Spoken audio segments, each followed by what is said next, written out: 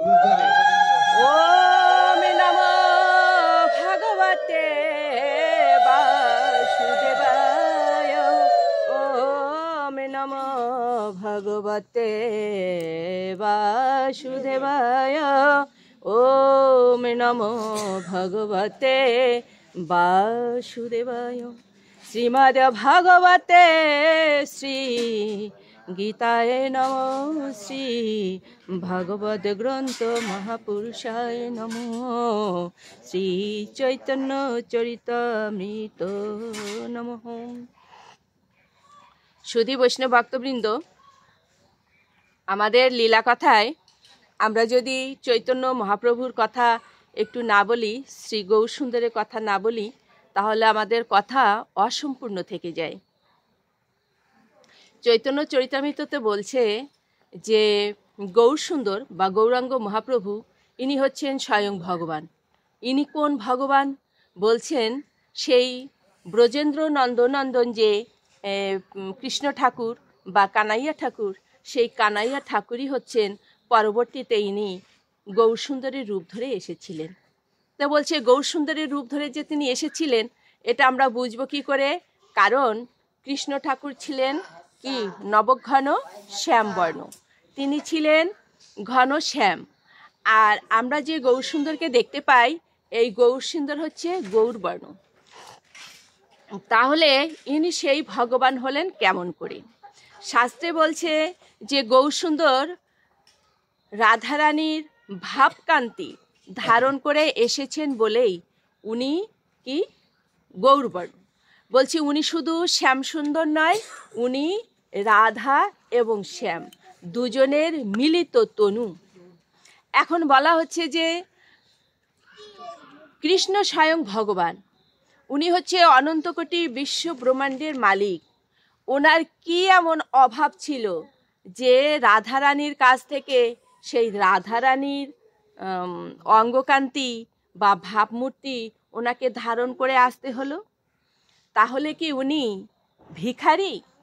তো বলছেন রাধারানীর ভাবকান্তি ধারণ করে আসার উদ্দেশ্য হচ্ছে উনি যখন শ্রী কৃষ্ণ রূপে ছিলেন, উনি হচ্ছেন তত্ত্ব সম্রাট। কিন্তু ওনার যে প্রেম বা ভালোবাসা বা ভক্তি, এই হিসাবে ওনার পূর্ণতা ছিল না। ব্রজের যে প্রেম আমরা দেখেছি, ব্রজের যে ভালোবাসা আমরা দেখেছি, এই ভালোবাসার রূপটা অনুভব করার জন্য, ভালোবাসার নিগুড় তত্ত্ব অনুভব করার জন্য উনি রাধারানীর ভাবকান্তি কি করেছিলেন? চুরি করে এনেছিলেন। চুরি করে নিয়ে এসে উনি সেই গৌরসুন্দর হয়ে এলেন।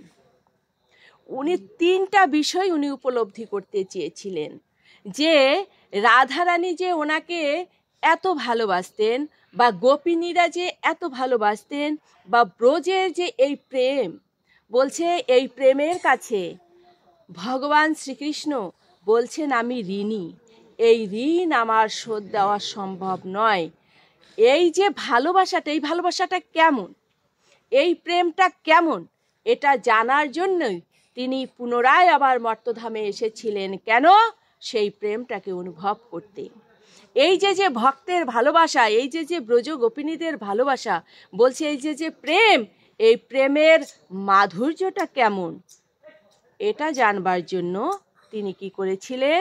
মর্তধামে রাধাকান্তি রূপ নিয়ে এসেছিলেন।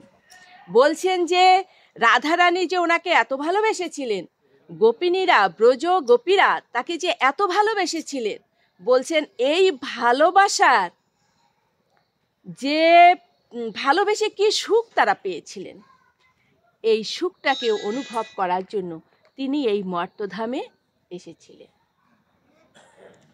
তিনি যে শুধু এই মর্তধামে এসেছিলেন তাই নয়, তিনি বারবার, আমরা চৈতন্য চরিতামৃতে দেখতে পাই যে চৈতন্য মহাপ্রভু কখনো রাধা ভাবে কি করছেন?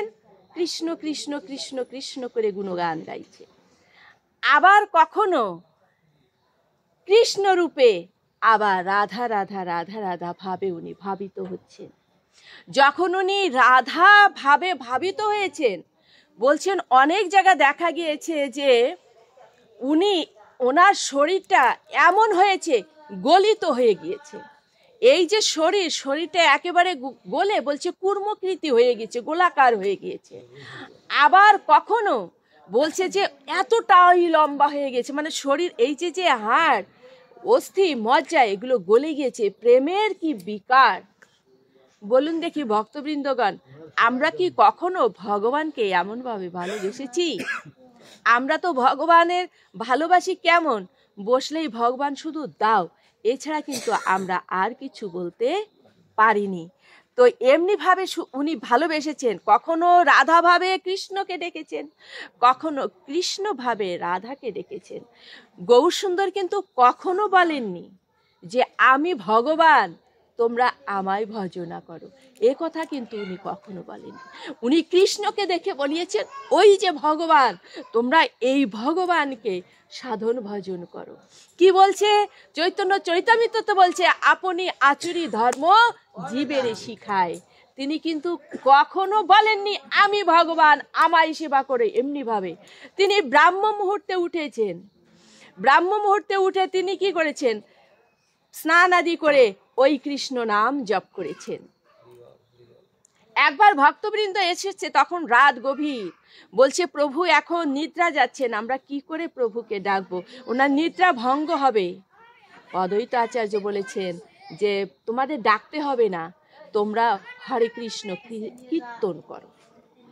কীর্তন করার সঙ্গে সঙ্গে প্রভু কি হয়েছেন? বাইরে চলে এসেছেন। উনি এতটাই মহানাম মন্ত্রে পাগল ছিলেন।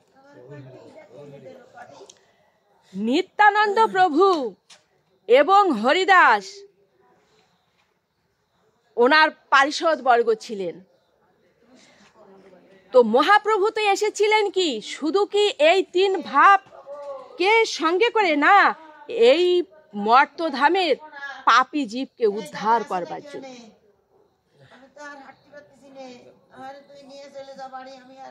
বলেছেন কি বলেছেন? বলেছেন যে নাম প্রচার করো, এই যে হরি নাম মহামন্ত্র, এই মহামন্ত্র কি করো? প্রচার করো। বলছে এই যে মহামন্ত্র হরে কৃষ্ণ মহামন্ত্র, এই মহামন্ত্র কোথায় ছিল? বলছে গোলকে ছিল, গোলক ধামে ছিল। সেই মহামন্ত্র মহাপ্রভু কি করলেন? গোপন কথা সেটা উনি প্রচার করে দিলেন। গোপন কথা উনি কেন প্রচার করলেন? গোপন কথা কি কেউ কখনো প্রচার করে? প্রচার তিনি এই কারণে করেছিলেন, যদি কোনো মানুষকে মদিরা পান করানো হয়, অর্থাৎ নেশা করানো হয়, নেশার মাঝে কি করবেন? উনি সব গোপন কথা বলে দেবেন। উনি যে রাধা ভাবে, রাধার প্রেমে, ওই রাধা নামের মদিরা উনি পান করেছিলেন, তাই না? এই প্রেমে মত্ত হয়ে উনি কি করলেন? সেই গোলক ধামের যে সেই গোপনীয় নাম, সেই হরিনাম মহামন্ত্র, এই উনি কি করলেন? প্রচার করলেন। প্রচার কি শুধু করলেন? সেই নামের মহোৎসব করলেন। বলছেন এই নাম ঘরে ঘরে প্রচার করো, প্রত্যেকটা জীবের, প্রত্যেকটা প্রাণীর কানে কানে এই মন্ত্র দিয়ে দাও। মন্ত্র বিলি হতে লাগলো। আপনারা আমার থেকে অনেক ভালোই জানেন জগাই মাধাইকে তিনি কি করে উদ্ধার করেছিলেন। নিত্যানন্দ প্রভুকে বললেন যাকে পাবে তাকে শুধু কি করবে? নাম বিলি করবে। এই নামই হবে জীবের একমাত্র উদ্ধারের পথ। কিন্তু আমরা সবাই কি আসলে নামের পাগল? সবাই কি আমরা ধর্মের কথা শুনতে ভালোবাসি? না। নিত্যানন্দ প্রভুকে বলা হলো যে তুমি যাকে দেখবে তাকে তুমি নাম বিলাবে। এই নিত্যানন্দ প্রভুকে দেখলে সবাই কি করে? পালিয়ে যায়। ওই যে পাগলা আসছে আর আমাদের ছাড়বে না। এমনি ভাবে ভোরবেলায় একদিন কি করছেন? নিত্যানন্দ প্রভু বেরিয়েছেন যে আজকে নাম বিলি করতে হবে। তো যখন নিত্যানন্দ প্রভুকে দেখলেন, ওই রাস্তায় যত কাজের লোক ছিল, কৃষক, কামার, কুমার, সবাই কি করলো? দৌড়ে দৌড়ে পালালো। আর এখানে থাকা যাবে না। কেন? ওই নিত্যানন্দ পাগলা ধরবে আর বলবে নাম করো। সবাই তো পালিয়ে গেল, কিন্তু ধোপা হলো কাপড় কাচ্ছিল। ধোপা তো আর কাপড়ের সেই বোঝা, এত বোঝা, এই বোঝা ফেলে তো আর যেতে পারে না। ধোপা ধোপার মতো কাপড় কাচ্ছে। এইভাবে কাপড়ে যখন বাড়ি মারছে, একটা শব্দ করছে মুখ দিয়ে। যারা কাঠ কাটে, চলা কাটে, করার টান, এরাও দেখবেন মুখে একটা শব্দ করে, ধোপা এই কাপড়ে এক বাড়ি মারছে আর মুখে একটা শব্দ করছে। নিত্যানন্দ প্রভু পিছনে যে বলছেন, ধোপা ভাই, তুমি যে মুখ দিয়ে শব্দটা করছো না, এই শব্দটা বললো না, তুমি বলো হরি বল। তুমি একবার প্রভুর নামটা বলো। ধোপা বলছে যে লাঠি সোটা কিছু তো এখানে নাই, তোমাকে এখন তাড়া করবো আমি। কিন্তু নিত্যানন্দ প্রভু কি ভয় পাবেন? উনি আবার বলছেন, একবার বলো না ধোপা ভাই হরি বল। বলছি এ পাগলা তো কথা শুনবে না, এই তোরা কে কোথায় আছিস, আস তো, ওকে ভালো মতো একটা মার দেই। নিত্যানন্দ ততই নাছর বান্দা, বলো না ধোপা ভাই, একবার বদন থেকে শব্দটা বের কর। ভীষণ যন্ত্রণা করছে। এই তুমি দেখেছো এত রাজ্যের কাপড় চোপড় রেখেছি আমি, এগুলো কেচে দেবে কে? বলছে ধোপা ভাই, তুমি একবার হরি বল বলো, তোমার সারা জীবনের কাপড় আমি কেচে দেব। কিন্তু উনি ততই ভয় দেখাচ্ছেন, আমি তোমায় আজ আর না মেরে ছাড়বো না। ততই উনি বলছেন, একবার বাহু দুটো তুলে বলো না হরি বল। ধোপা মনে মনে চিন্তা করছে, এই পাগলাকে আমি যদি একবার হরি বল বলি তাহলে এই চলে যাবে। কি করছে? বাহু দুটো তুলে বলছে হরি বল। হরি বল বলার সঙ্গে সঙ্গে ওর ভিতরে কি যে একটা চেতনা হয়ে গেল, এখন ও শুধু নৃত্য করছে আর হরি বল বলছে। হরি বল রে বল রে হরি বল রে, হরি বল রে বল রে হরি বল রে, হরি বল হরি বল হরি বল ভাই, হরি বল হরি বল হরি বল ভাই, কলিকালে হরি বিনা অন্য গতি নাই, কলিকালে হরি বিনা অন্য গতি নাই। হরি বল রে বল রে হরি বল রে, হরি বল রে বল রে হরি বল রে, হরি বল হরি বল হরি বল ভাই, কলিকালে হরি বিনা অন্য গতি নাই, কলিকালে হরি বিনা অন্য গতি নাই। হরি বল রে বল রে হরি বল রে, হরি বল রে বল রে হরি বল রে। যারা পালিয়ে গিয়েছিল না, ওরা মনে মনে চিন্তা করছে কি, যে ও নৃত্য করছে আবার কীর্তনও করছে, দেখি আমরা একটু যেয়ে দেখি অবস্থাটা কি। বলছে এই তোর হলো কি? এই যে নয়নে নয়ন দিয়েছে না, সঙ্গে সঙ্গে ওদের ওষুধে ধরেছে, ওরাও নৃত্য করছে। হরি বল রে বল রে হরি বল রে, হরি বল রে বল রে হরি বল রে, হরি বল হরি বল হরি বল ভাই, কলিকালে হরি বিনা অন্য গতি নাই, কলিকালে হরি বিনা অন্য গতি নাই। হরি বল রে বল রে হরি বল রে, হরি বল রে বল রে হরি বল রে। ওর স্ত্রী মনে মনে চিন্তা করছে যে আচ্ছা সেই যে গেল কাপড় নিয়ে, এখনো ফিরছে না, দেখি তো কি হলো। যে দেখছে অনেক মানুষের সমাগম, যে দেখছে ওনার স্বামী কি করছেন, ঘুরে ঘুরে নৃত্য করছেন আর কীর্তন করছেন, যে স্পর্শ করেছে, ঠেলা দিয়েছে। বলছে এই তোমার হলো কি? স্পর্শ করার সঙ্গে সঙ্গে ওনাকেও ধরেছে, উনিও বলছে হরি বল রে বল রে হরি বল রে, হরি বল রে বল রে হরি বল রে, হরি বল হরি বল হরি বল ভাই, কলিকালে হরি বিনা অন্য গতি নাই, কলিকালে হরি বিনা অন্য গতি নাই।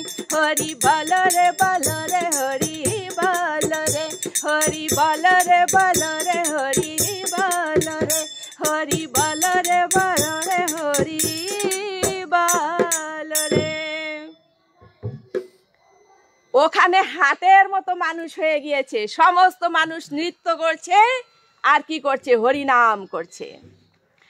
এখন ওরা বলছে এমন মধুর নাম আমরা পেতাম না যদি আমাদের মতো ধোপা তুইও পালিয়ে যেতি। তাহলে এই ধোপার কাপড় এখন কি করতে হবে বলুন, কি করতে হবে? সবাই মিলে কাচা শুরু করে দিল, নিমিষে কাচা হয়ে গেল। কি প্রভু বলেছিলেন না যে তুই একবার হরিনাম কর, তোর সারা জীবনের কাপড় আমি কেচে দেব। তো এমনি ভাবে দাঁড়ে দাঁড়ে নাম বিলিয়েছেন চৈতন্য মহাপ্রভু, নিত্যানন্দ প্রভু, কিন্তু সকলেই নামটাকে গ্রহণ করেন নাই। সকলে কি নাম গ্রহণ করেছে?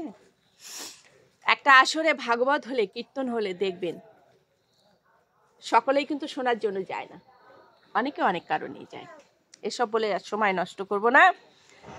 অবশেষে মহাপ্রভু চিন্তা করলেন যে আমি যদি সকলকেই পথে আনতে চাই তাহলে আমাকে একটা কাজ করতে হবে। কি কাজ? উনি সন্ন্যাস নিলেন। উনি সন্ন্যাস নিয়েছিলেন মূলত সকলকেই পথে আনবার জন্য। এখন কথা হলো, প্রভু এই কলিকালে আমাদের নাম দিয়েছেন, তাই না?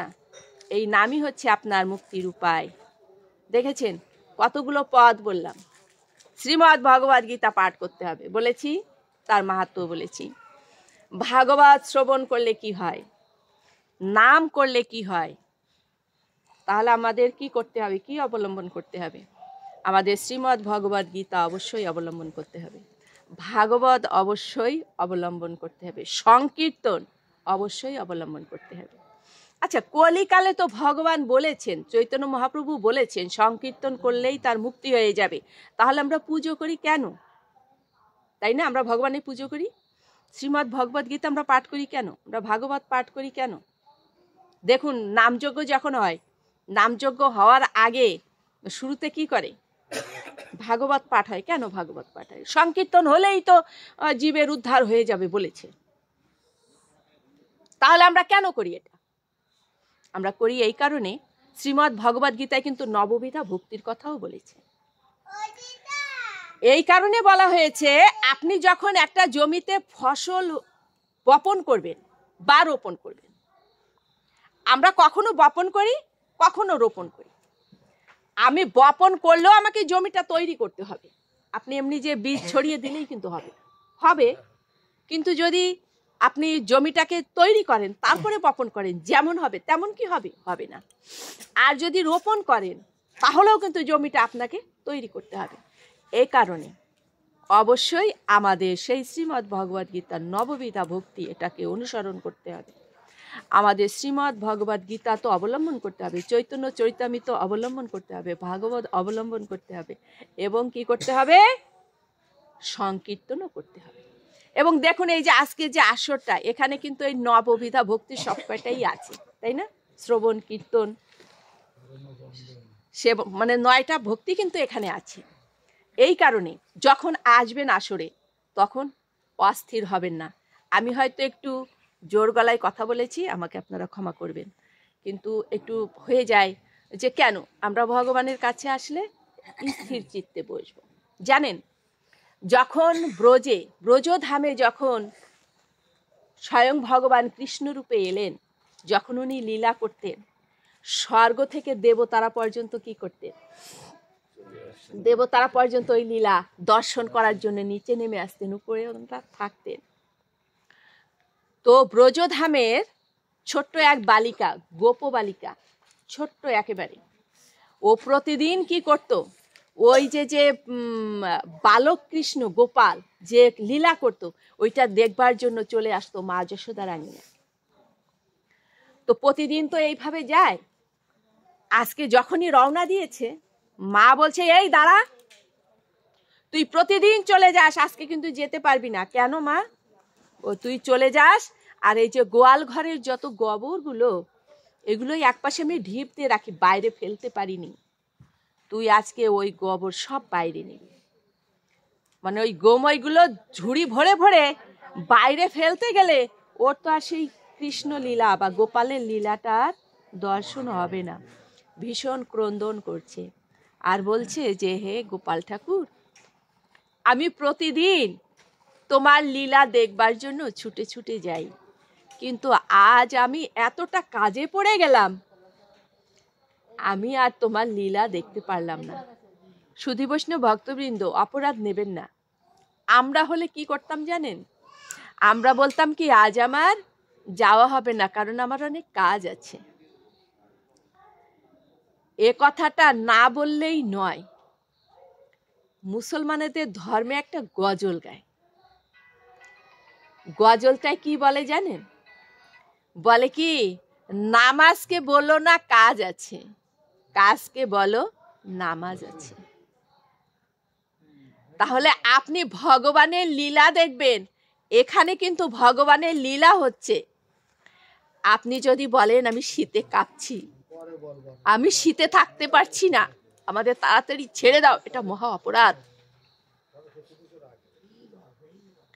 যেদিন আমি সেজন্য বললাম, যেদিন আপনি দেহ রাখবেন, শীত গ্রীষ্ম বর্ষা যাই থাকুক না কেন, লোকজনে তো আপনার সৎ কাজ করার জন্য আসবে শ্মশানে নিয়ে যেতে। সেদিন যদি তারা বলে আমি যাব না, এখন বর্ষা হচ্ছে, আপনাকে বাসি মরা হতে হবে। সেদিন যদি আপনার কানে একটু হরিবোল মহামন্ত্রটা দেওয়া না হয়, আপনার উদ্ধার হবে না। আজকে কেন সেই কথাটা ভাবছেন না? এখানেও তো ভগবানের লীলা হচ্ছে। তো ওই ছোট্ট বালিকা ওই গোময়, ওই ঝুড়ি ভরে ভরে গোময়গুলো নিচ্ছে আর ফেলছে আর কাটছে। বলছে, গোপাল ঠাকুর, আমি আজ আর তোমার লীলাটা দেখতে পেলাম না। ভগবান তো গোপাল রূপে লীলা করেছেন। উনি কি মূলত শিশু? উনি তো শিশু নয়। সেজন্যই কিন্তু শ্রীমদ্ ভগবদ গীতায় বলেছেন ভগবান নিজে, জন্ম কর্ম চ মে দীপ্য মেব মে যবেতি ততত তদেহং পুনর্জন্ম নয়েতি সহর্জুন। হে অর্জুন, আমার এই দিব্য জন্ম সম্পর্কে যিনি জানেন, তার আর পুনর্জন্ম হয় না।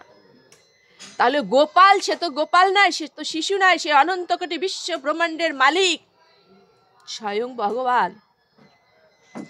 যখন ওই শিশুটি কাঁদছে, তখন গোপাল সেখানে এসে হাজির হয়েছে। বলছে, এই তুই আজ গেলি না তো?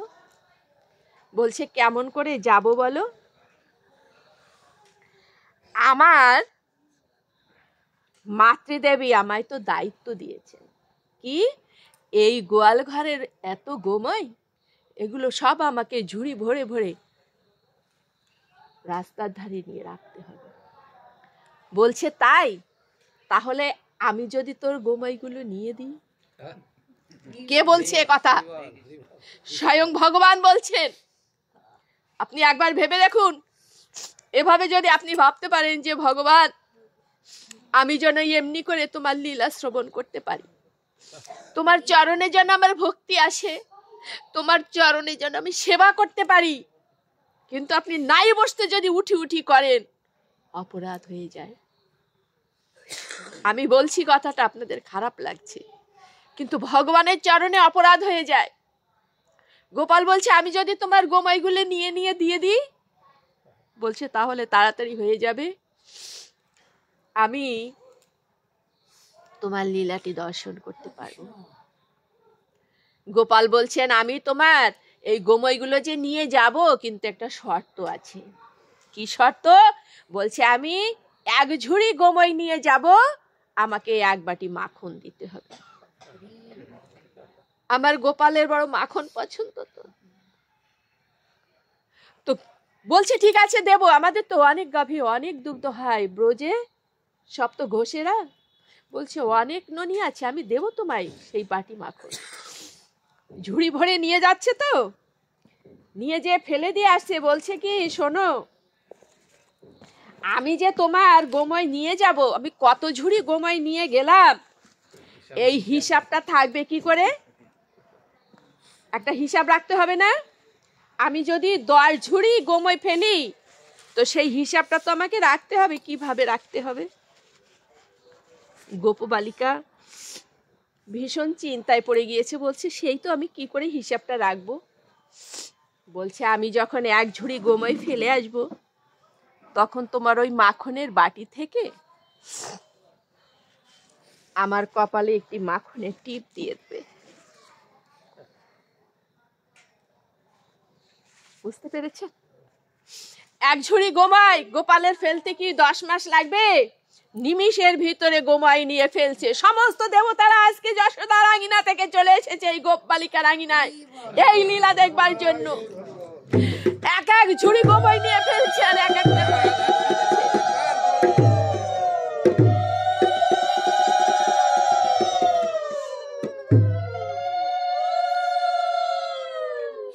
মাঝখানে একটা টিপ দিয়েছে, আর যত ঝুড়ি নিমিষে সমস্ত গোবরগুলো চলে গেল কোথায়?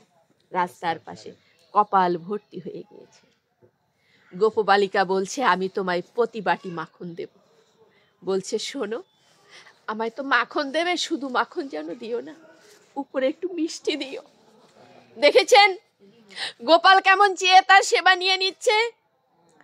গোপালের সেবা দিতে গেলে কোনো সময় খালি দেবেন না, তিনি নির্দেশ দিয়েছেন ফল দেবেন, মাখন দেবেন, দধি দেবেন, তার উপরে একটু মিষ্টি দিয়ে দেবেন। বলে দিয়েছে তুমি যেন আমায় শুধু মাখন দিও না, তুমি ওই বাটির উপরে একটু মিষ্টি দিও, একটু মিষ্টি দিও। সেই লীলা দেখবার জন্য সমস্ত দেবতারা আজ ওই গোপবালিকার আঙিনায় এসেছে। দেখছে আর সকলেই জয় রাধে জয় কৃষ্ণ করছে। শ্রী শ্রী রাধা মাধব প্রেমানন্দ।